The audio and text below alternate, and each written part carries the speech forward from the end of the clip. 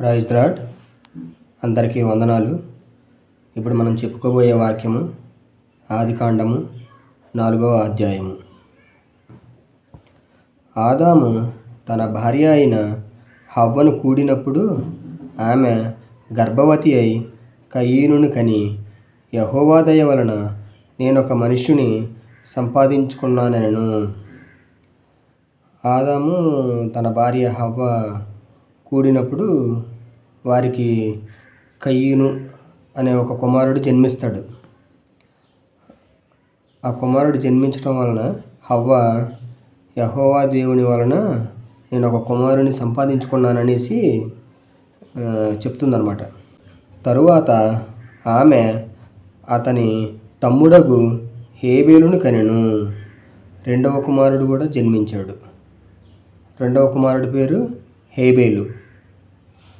హేబేలు గొర్రెల కాపరి, కయీను భూమిని సేద్యపరచువాడు. చిన్న కొడుకు హేబేలు గొర్రెల కాపరి అయ్యాడు, గొర్రెలు కాస్తున్నాడు. పెద్ద కొడుకు కయీను భూమిని దున్ని పంట పండిస్తాడు. వాళ్ళు చెరొక పని ఎంచుకున్నారనమాట. కొంతకాలమైన తరువాత కయీను పొలము పంటలో కొంత యెహోవాకు అర్పణగా తెచ్చెను. హేబేలు కూడా తన మందలో తొలుచూలును పుట్టిన వాటిలో క్రొవ్విన వాటిని కొన్ని తెచ్చెను. యెహోవా హేబేలును అతని అర్పణను లక్ష్యపెట్టెను. ఇక్కడ ఏం చేశాడు? వీళ్ళిద్దరు కుమారులు, ఇద్దరు కయీను హేబేలు యెహోవాకి అర్పణంగా వాళ్ళు సంపాదించుతున్న దాంట్లో నుంచి తీసుకొచ్చేస్తున్నారు. కయీను ఏం చేశాడు? పంట పండించి ఆ పంటలో నుంచి వచ్చినటువంటి ధాన్యాన్ని ఆయన అర్పణగా తెచ్చిచ్చాడు పెద్ద కొడుకు అయినటువంటి కయీను. చిన్న కొడుకు ఏం చేశాడు? అతను గొర్రెల కాపరి. ఆ గొర్రెల్లో ఉన్నటువంటి గొర్రె పిల్లలు, బాగా క్రొవ్విన గొర్రె పిల్లల్ని కొన్ని వీటిని పట్టుకొని తీసుకొచ్చి యెహోవా దేవుడికి అర్పణగా ఇచ్చాడు. అయితే ఇక్కడ ఏమైంది? యెహోవా దేవుడు గొర్రెల కాపరి అయినటువంటి హేబేలు ఇచ్చినటువంటి ఆ అర్పణను దేవుడు స్వీకరించాడు. కయీనుది ఆ అర్పణను స్వీకరించలేదు.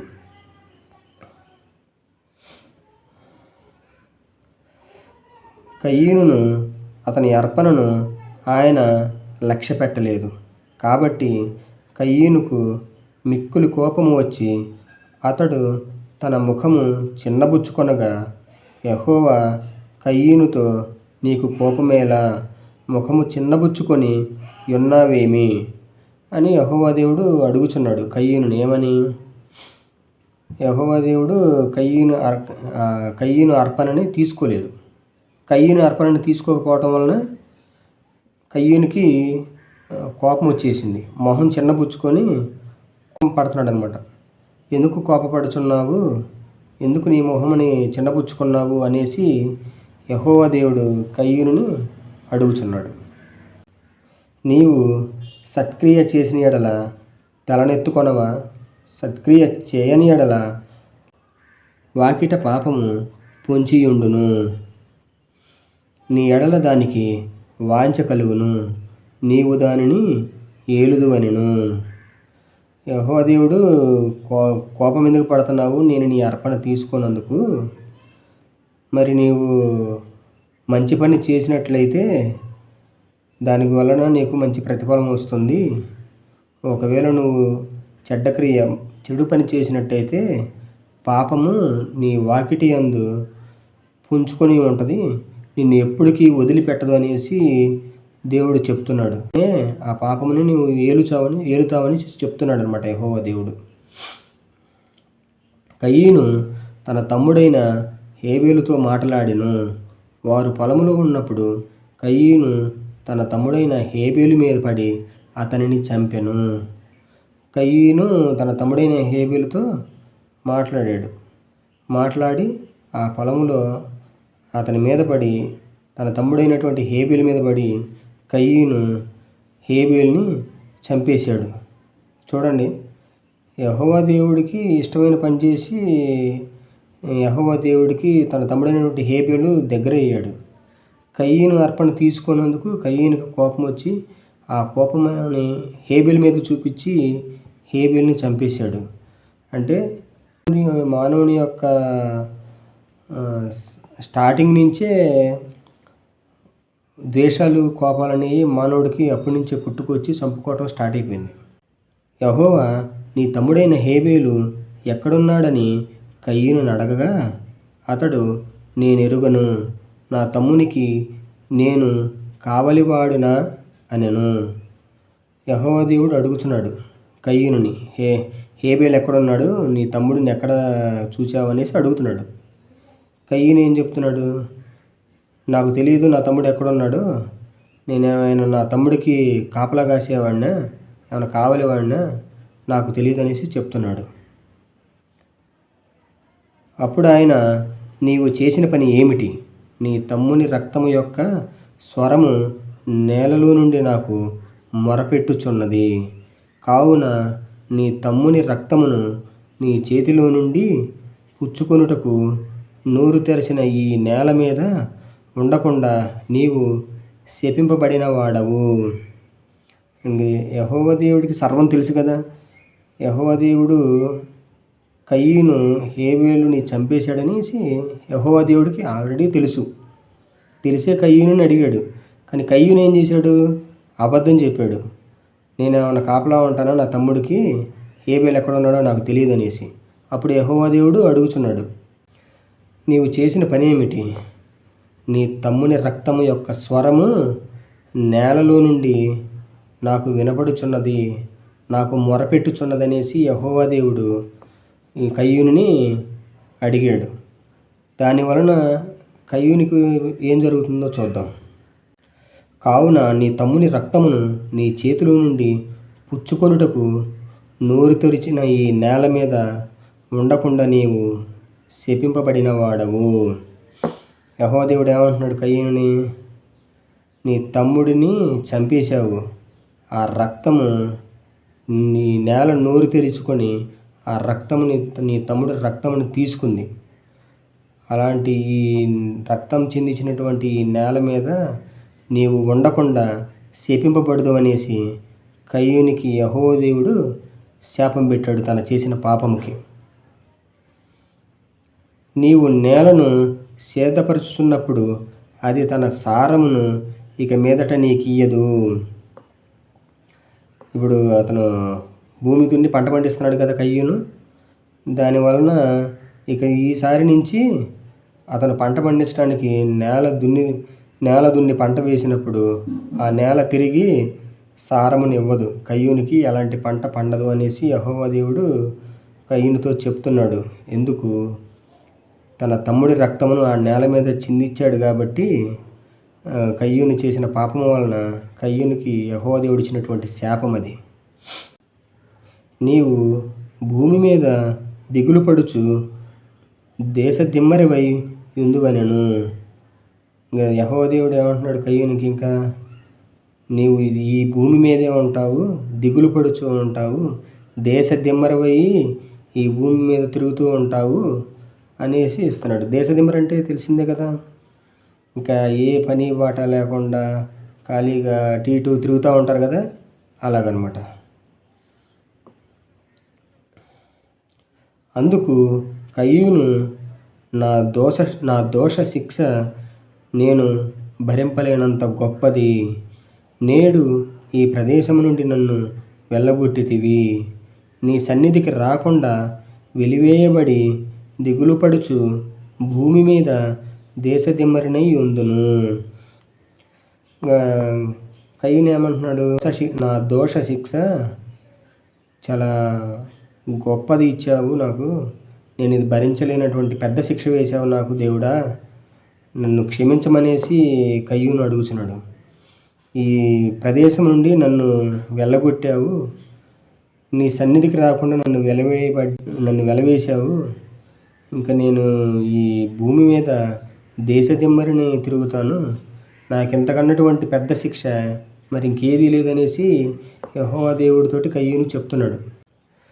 కావున నన్ను కనుగొని వాడెవడో వాడు నన్ను చంపునని యెహోవాతో అనెను. కయ్యూను ఏమంటున్నాడు, నన్ను ఎవరైతే కనుగొంటారో, నేను ఒక దేశదిమ్మరిగా తిరుగుతున్నానని నన్ను కనుగొనినవాడు, నా పాపమును, నేను చేసినటువంటి పాపమును కనుగొనినవాడు నన్ను చంపును, నన్ను చంపేలాగా నాకు ఆ వరము ప్రసాదించమనేసి యెహోవా దేవుడితో చెప్తున్నాడు కయ్యూను. అందుకు యెహోవా అతనితో, కాబట్టి ఎవడైనను కయ్యూనును చంపిన ఎడల వానికి ప్రతిదండన 7 అంతలు కలుగునెను. మరియు ఎవడైనను కయ్యూనును కనుగొని అతనిని చంపకయుండునట్లు యెహోవా అతనికి ఒక గురుతు వేసెను. యెహోవా దేవుడు ఏం చేశాడు, ఇంకా ముందు రోజుల్లో కయ్యూను చేసిన పాపమునకి కయ్యూనుని, అతను తిరుగుతున్నటువంటి ఆ దేశదిమ్మరిలాగా తిరుగుతున్నటువంటి కయ్యూనుని ఎవరైనా గుర్తించిన ఎడల నన్ను చంపులాగా చేయమనేసి కయ్యూను యెహోవా దేవుడిని అడిగాడు. యెహోవా దేవుడు ఏమంటున్నాడు, నిన్ను గుర్తుపెట్టినా కూడా ఎవ్వరు కూడా నిన్ను చంపకుండా నేను చేస్తాను. నీవు బతికే ఉండి ఈ భూమి మీద శపింపబడిన వాడివై ఆకలితోటి దప్పికతోటి ఎంతో ఇబ్బంది పడుతూ నువ్వు శాపగ్రస్తుడివై జీవించాలనేసి యెహోవా దేవుడు కయ్యూనుతో చెప్తున్నాడు. ఇంకా ఏం చేశాడు, కయ్యూనుని ఎవరైనా గుర్తించిన ఎడల కయ్యూనిని చంపకుండా కయ్యూని మీద ఒక గుర్తు వేశాడు. ఆ ప్రజలు ఎవరైనా సరే కయ్యూనుని గుర్తించినా కూడా చంపకుండా ఆ గుర్తు చూసి వదిలేసి వెళ్ళిపోతారనమాట. అలాగా యెహోవా దేవుడు కయ్యూనికి పెద్ద శిక్ష వేశాడు, మరణం కన్నా పెద్ద శిక్ష.